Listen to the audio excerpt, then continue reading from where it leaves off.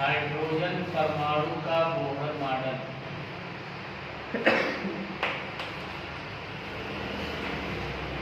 ये सबसे ज़्यादा इम्पोर्टेंट है आपके बोर्ड एग्जाम के लिए मस्ट इसको असली 3 स्टार बनाने थे एक बार।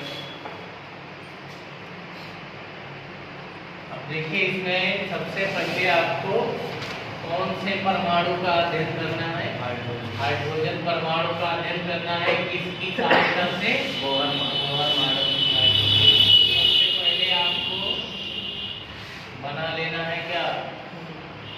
ये हो गया परमाणु का नाभिक हो गया। अब हाइड्रोजन में एक ही इलेक्ट्रॉन एक ही प्रोटॉन होता है, तो नाभिक वाला हो गया धनावेश।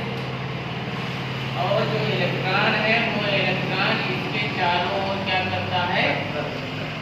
चक्कर लगाता है। और इन दोनों के बीच की दूरी हम यहाँ पे r मान लेंगे, लेकिन वो अलग अलग रूप में याद है। ठीक,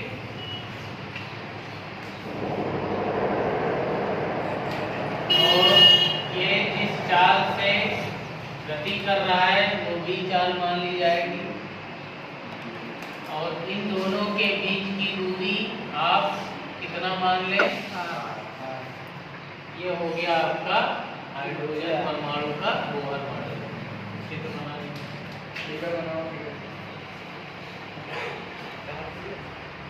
या मार्टिकल का बने तो सर्टिकल बनाएंगे कब बना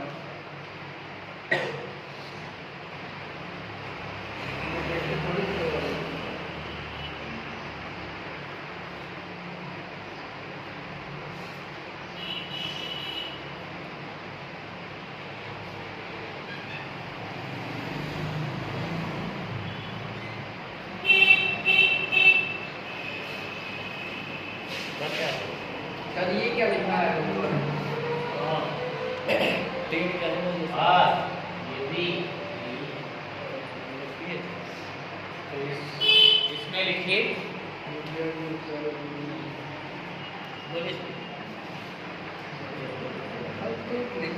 हाइड्रोजन परमाणु का नाभिक। हाइड्रोजन परमाणु का नाभिक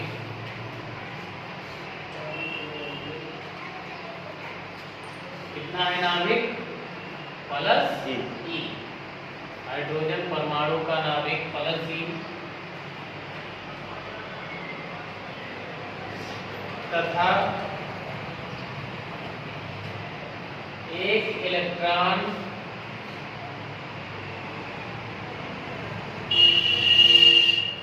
इसके चारों ओर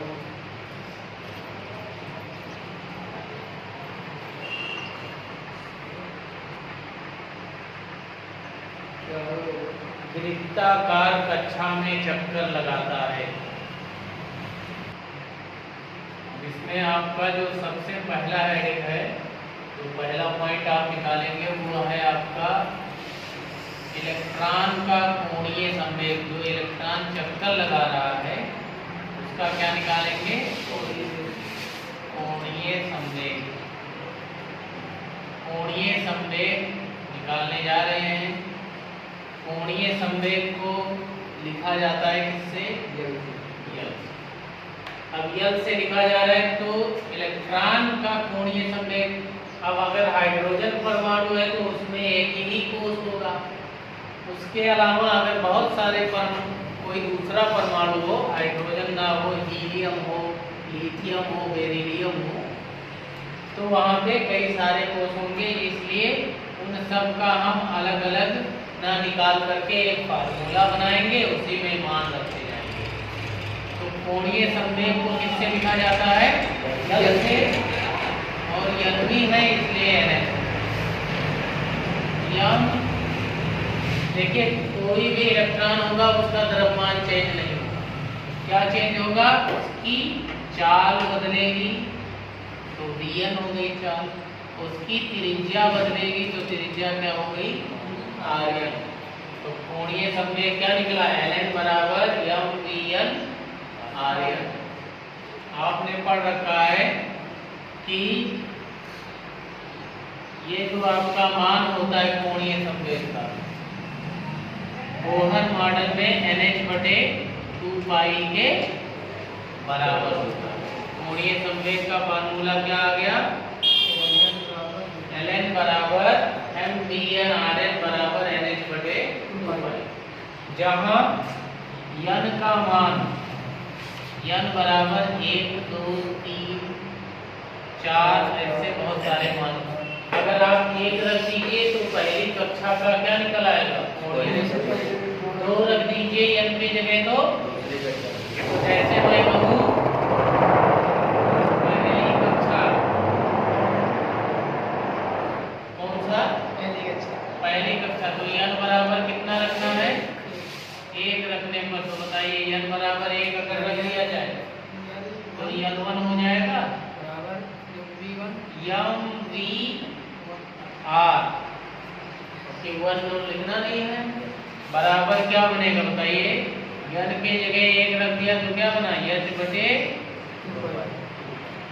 अब बताओ अगर यही दूसरी कक्षा की बात हो तो n बराबर 2 रखने पर n2 का मान क्या बनेगा? 2h/2 n के जगह केवल क्या रख दिया? 2 रख दिया। ठीक, तो इसको आप इससे काट भी सकते हैं तो वैल्यू कितनी आ जाएगी? h/π। ऐसे ही अगर तीसरी कक्षा ली जाए सर, यहाँ पर दूसरी कक्षा में mvr इसको आप v जब 2 रख देंगे तो v2 यानी दूसरी कक्षा की चाल होगी। मैथ फार्मूला आपका यही है, l बराबर NH/2। इसका इस्तेमाल तो आपको बाद में करना है कि जब जहाँ वेग और त्रिज्या दी हुई होगी वहाँ नोट कर लीजिए। ये आपका पहला हेडिंग हो गया इलेक्ट्रॉन की कोणीय। ये हमारा मान इसको समीकरण 1 मान लेंगे क्या? वो मान लिखिए ना लिखिए कोई मसला नहीं है, बस ये याद रखिए कि पहली कक्षा का h/2, दूसरे के लिए 2h/2, 2 से 2 काट भी सकते हैं। 3 के लिए 3h/2। बस n के जगह आपको जो कक्षा है वही मान वहाँ पे रख देना।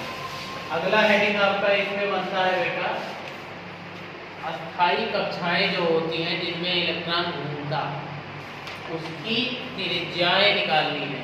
तो हेडिंग आपका बनेगा अस्थायी कक्षाओं की त्रिज्याएं।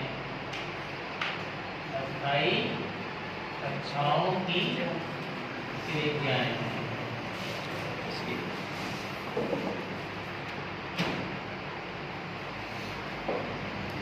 ये आपका हेडिंग है, इसमें हम त्रिज्या की बात करेंगे।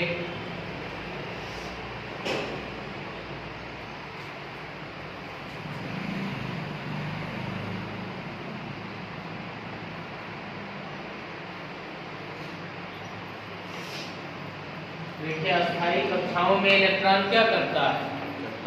गति करता है, चक्कर लगाता है। तो जब कोई कण चक्कर लगाता है तो चक्कर लगाने के लिए उसे अभिकेंद्र बल की जरूरत है, और वो अभिकेंद्र बल कहाँ से उसको मिलता है? यहाँ पे मिलता है इन दोनों के बीच में जो बल लग रहा है। यहाँ देखिए एक पे प्लस है दूसरे पे माइनस, तो आकर्षण बल यहाँ है। तो लैंग्वेज लिखिए अस्थायी कक्षा में इलेक्ट्रॉन को घूमने के लिए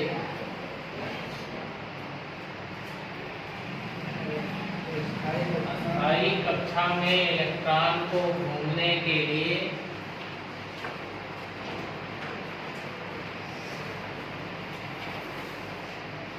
अभिकेंद्र बल की आवश्यकता होती है। अभिकेंद्र बल की आवश्यकता होती है,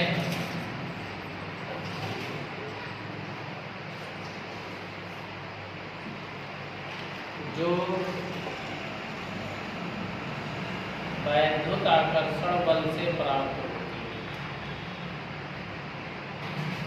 अभिकेंद्र बल को FC कहा जाता है। अंग्रेजी में इसको सेंट्रीपिटल फोर्स बोलते हैं, FC। FC बराबर होता है वैद्युत बल। वैद्युत बल को किससे लिखते हैं? F से। तो अभिकेंद्र बल का फार्मूला होता है mv²/r। ठीक। अब यहाँ पे चूंकि अस्थायी कक्षा है तो बहुत सारी कक्षा है, तो मान लिए nवीं कक्षा, क्योंकि हम n का मान निकाल लेंगे, जो कक्षा बोलेगा वही n का मान रख दिया जाएगा।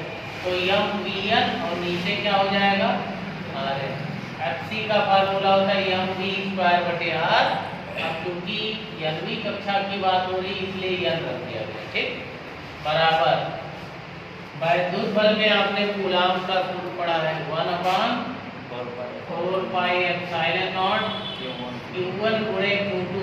Q1 आपका E है और Q2 भी E है, तो यहाँ हो जाएगा E गुणे E। और बटे बीच की दूरी का क्या होता है? वर्ग होता है। जब इधर आर्यन लिया गया तो इधर भी आर्यन लिया जाएगा। आर्यन से आर्यन कैंसिल, एक आर्यन बचा। यहाँ पे बचा क्या वैल्यू बची आपकी? इसको जरा इधर पक्षांतर कर दीजिए। mvn² आर्यन बराबर 1/4πε0 E²।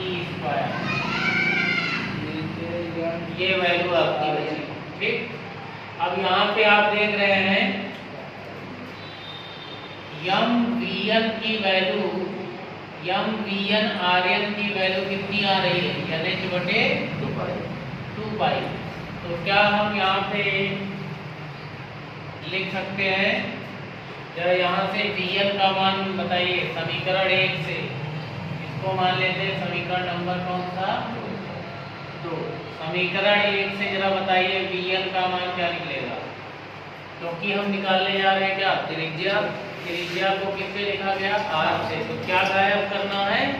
V, क्योंकि V ही है जो बदल रहा है, बाकी ना m बदल रहा है, ना 1/4πε0 बदल रहा है, ना E।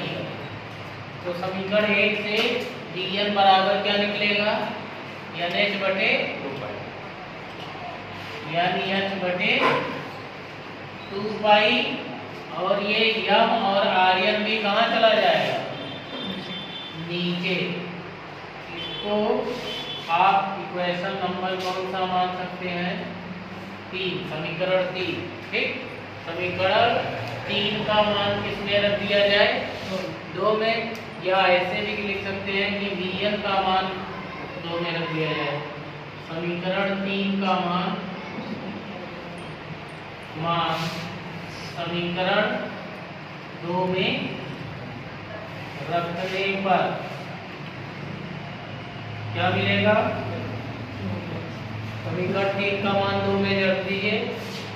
m के स्थान पे m है, Vn के स्थान पे क्या लिखा हुआ है? यानी h/2π आर्यन, और इस पूरे का क्या लगा हुआ है? स्क्वायर। फिर मल्टीप्लाई में क्या लगा है? आर्यन बराबर ऊपर क्या लिखा? E² और नीचे 4π।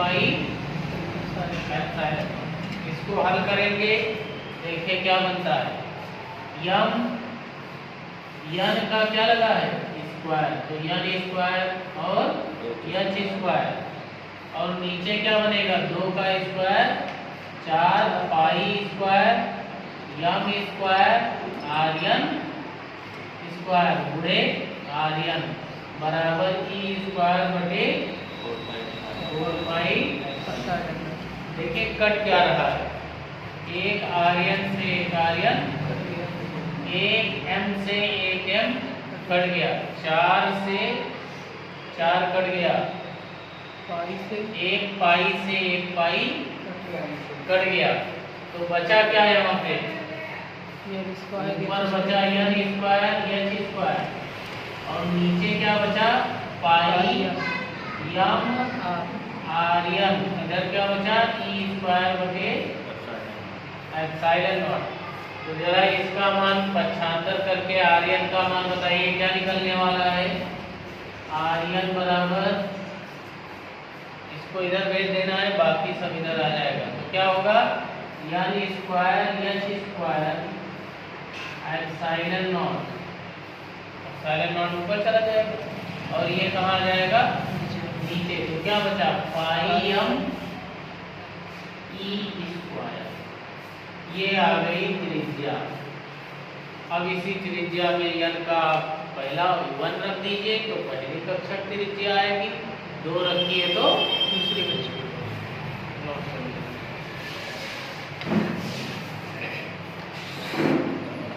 लेकिन उनको भी नहीं पता रहता है तो देखना है समीकरण 4 में किसका किसका मान पता है, h का मान आपको पता है, एप्सिलॉन नॉट का पता है, पाई का पता है, m का पता है, e का पता है। तो वही पूरा मान रखते हैं। तो समीकरण 4 में किसका मान, सबसे पहले यहाँ h कॉमा h के बाद क्या लिखा है, एप्सिलॉन नॉट, फिर क्या लिखा है, पाई, फिर लिखा है m, फिर e के मानों को रखकर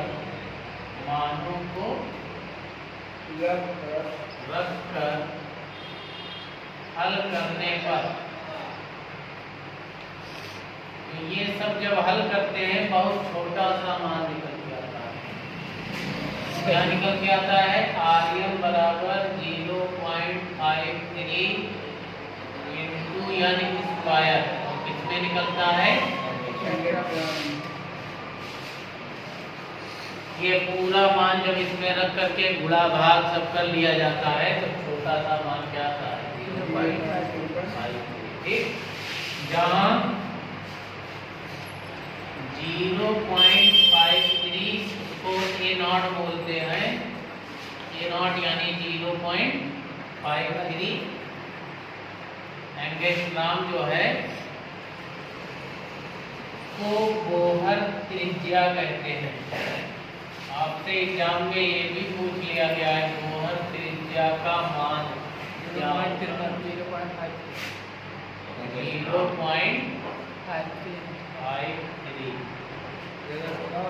तो बताइए क्या मिलेगा, इसलिए Rm बराबर 0.53 के जगह हम क्या लिख सकते हैं, a0 n स्क्वायर a0। ये फार्मूला आ गया। देखो कहाँ से कितने बड़े से कितना छोटा हो गया। ये हो गया आपका त्रिज्या कंप्लीट।